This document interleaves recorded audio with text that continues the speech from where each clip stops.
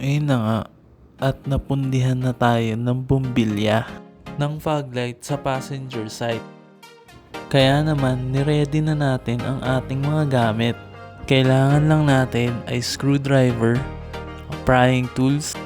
Shoutout nga pala sa boss ko si Sir Ed para sa prying tools.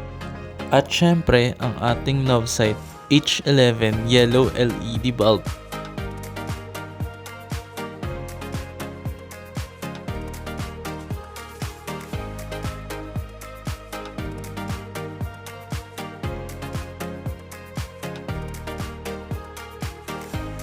At sinimulan ko nang baklasin ang housing gamit ang prying tools.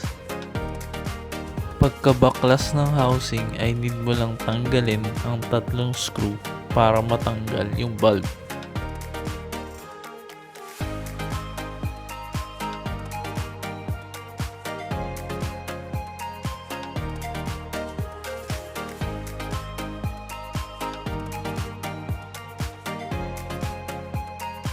Pagkatanggal nga ay hugutin na sa socket.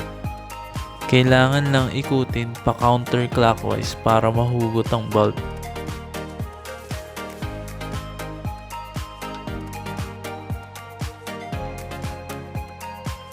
At ayun na, pwede mo nang ikabit sa socket ang iyong love sight LED bulb.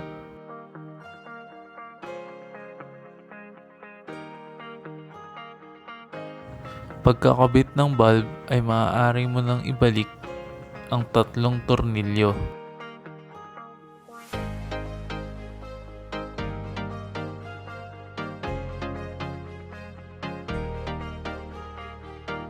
Ganun din naman ang gagawin sa driver's side.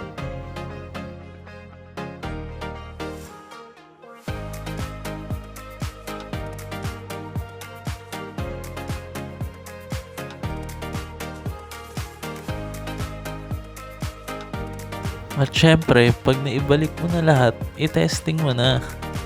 Dilaw nga pala yung napili ko para maliwanag sa tag-ulan.